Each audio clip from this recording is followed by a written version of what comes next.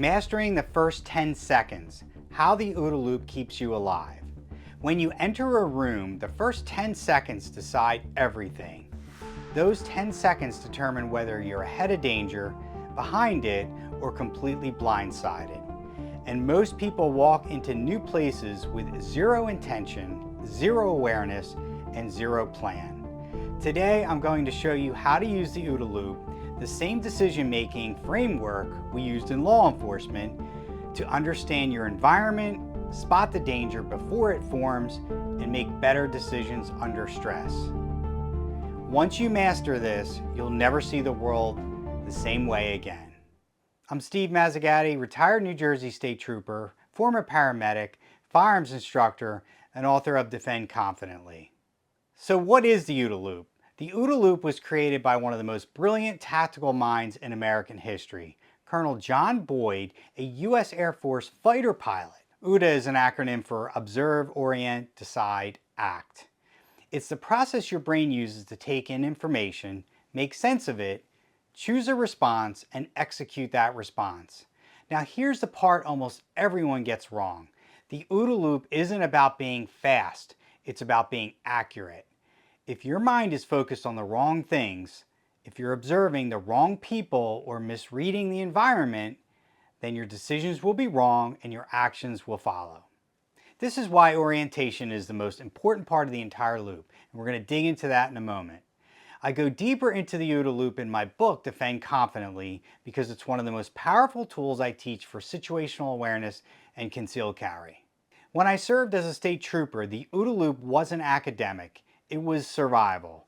Every call, every car stop, every unknown situation began with a rapid cycle of OODA, especially the orient stage. You walk into a scene where you know nothing except the dispatch information.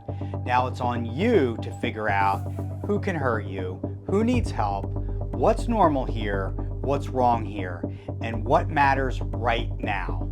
We were drilled on one principle above all else. Watch the hands. Hands will hurt you faster than anything else. People don't attack with their head, usually. Of course, if you're standing close, they can headbutt you. They don't stab you with their foot. They don't shoot you with their hip. Hands are what produce harm. If I misoriented, if I gave my attention to the wrong person or focused on the wrong detail, that could have been the difference between going home that night or not. That's how important orientation really is. Here's why orientation is king. Most people think the OODA Loop starts with observing, but that's not exactly true. You're always observing something. The real question is, are you observing the right things? That's where orientation comes in. Orientation filters your world. It tells your brain, this matters, that doesn't. Look here, ignore that. Hands first, movement second, atmosphere third. Here's a quick example. I'm in Target, walking around. There's a lot going on, a lot of people.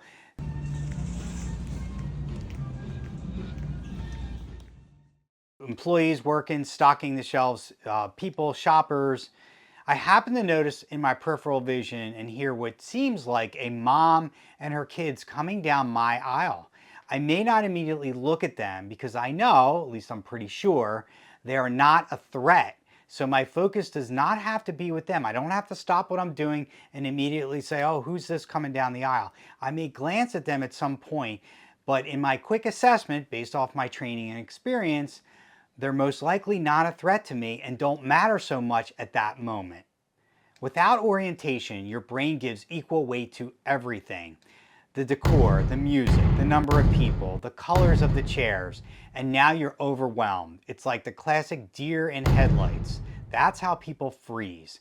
They have the data, but no decision. Boyd taught that orientation is where you win or lose the fight, and he was absolutely right.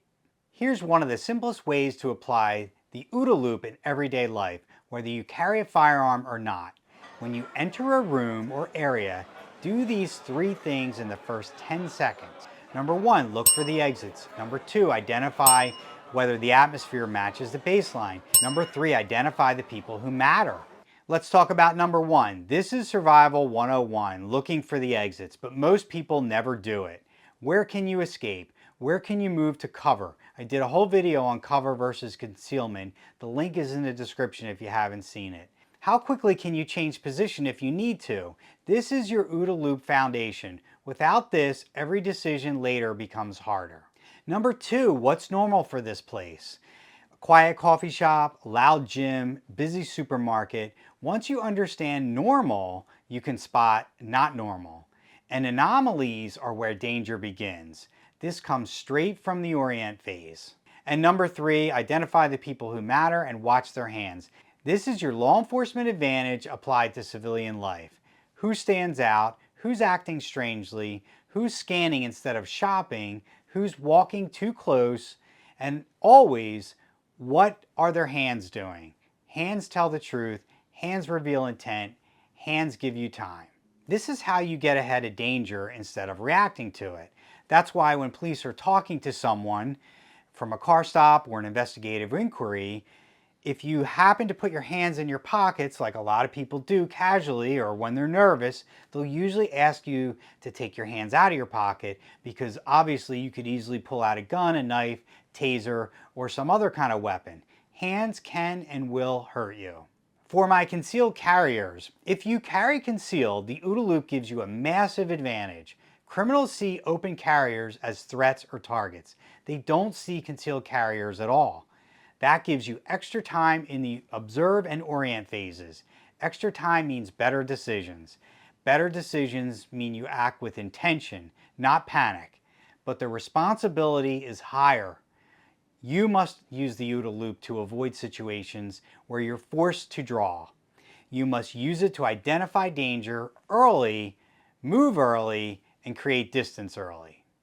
Remember, the best fight is the one you don't have to be in. Sometimes you can't avoid the fight and you have to take time and respond at the moment. See my video on Martel Training Group about an armed robbery in Brazil. The defender, an off-duty police officer, waits for the right opportunity to stop the violent threat. The link is in the description. It's a good video to watch, folks, if you haven't seen it. Training, high fidelity, and the speed of life. You can only use the OODA Loop under stress if you train under stress. Not panic level stress, not fear level stress, real world stress. Training at the speed of life. This means dynamic environments, moving targets, decision making under pressure, realistic scenarios, emotional engagement, practical drills you can actually remember and use. High fidelity training builds a mind that is calm, fast, and accurate because it's been there before.